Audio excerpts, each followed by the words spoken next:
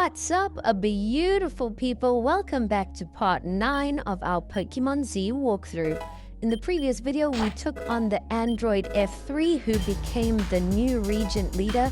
We earned the 3rd gym badge after defeating the imposter Wolfram. We then made our way to where we currently are, where we battled our rival Crescento. After defeating him, the wealthiest man in the region, Lanto, invited us to his chateau. So in today's video, we're going to go explore and see if we can find it. We are currently just exploring the route and picking up a couple items. I think you can find some interesting Pokemon there, so do give it a search. We have now found LANTO'S CHATEAU, so we're going to pick up a few items around here. We also did find the tradesperson that offers to trade you a random Pokemon of equal strength. We offered him Haunter and he offered us Mudbray in exchange, so we did decline that one, but we'll see what he offers the next time we find him. We enter the chateau and we have found Lanto, and Crescento is already here. So we chat to Lanto and he tells us that we can have a look around. So it looks like his chateau is pretty big. And there's something off about Lanto, so I think there might be something going on here. We're going to have to investigate. And as we are talking with Crescento, we see a Team AZOTH member walk into a wall.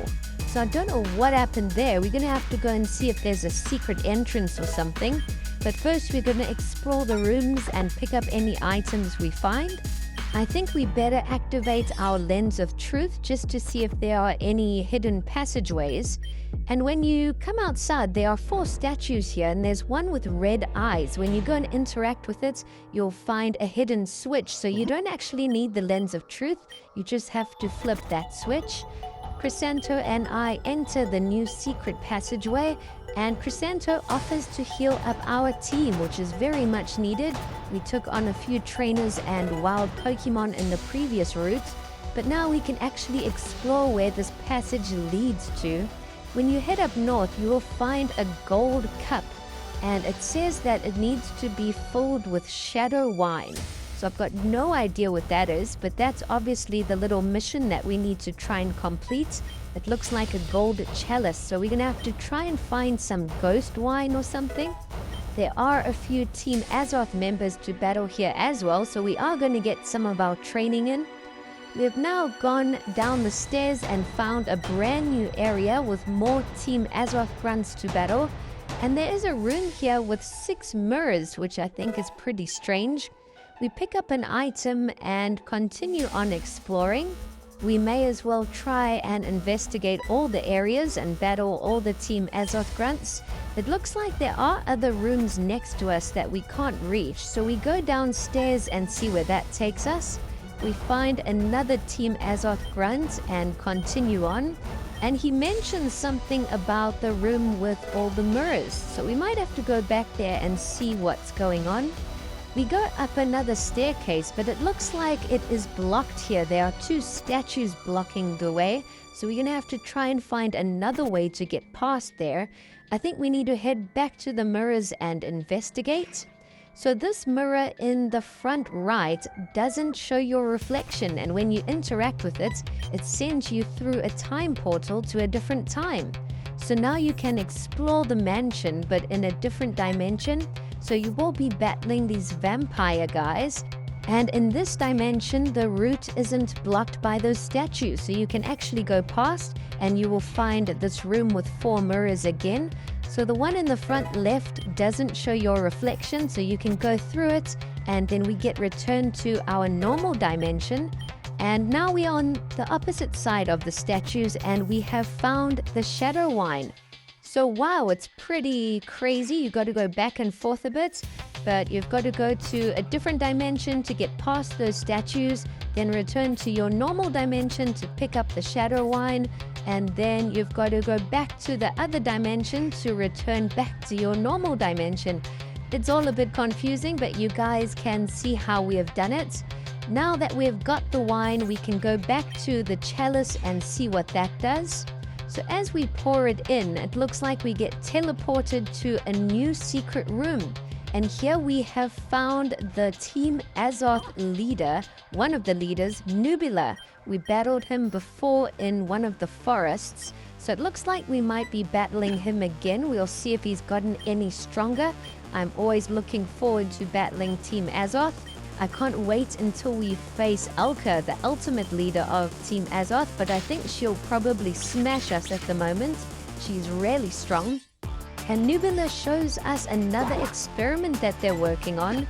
So there was a dead Psyduck and an alive Slowpoke, and they did some kind of experiment with electricity and they swapped. Now the Psyduck is alive and the Slowpoke is dead.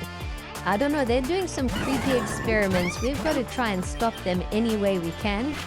But now we battle Nubila, and the first two Pokemon that he sends out are a level 36 Victory Bell and a level 37 Bronzong. We luckily knock out Bronzong pretty easily. Crescento is on our team, so it's a little double battle. At least we have some backup and some help. But now Nubila has sent out Weavile and Reuniclus, which is the new regional variant. The Reuniclus is at level 38, so we're going to have to try and knock it out any way we can. Luckily now it's 2 versus 1, so we should have this battle wrapped up pretty fast. We knock out Reuniclus and defeat Nubila, so quite an easy battle. After defeating Nubila, Nubila vanishes and runs off. We then get to pick up a few items in the room and explore a bit. We can find some extra information on Team AZOTH and some of their plans. So we finish chatting to Crescento. He tells us that he's going to head on. We pick up a couple items and then make our way to the next room. So we are going to see what's all happening there. As we enter the little next door room, there are a few boxes of items to pick up and some books, which looks to be a diary from some of the Team AZOTH members, so we can find out some more information about what they were working on.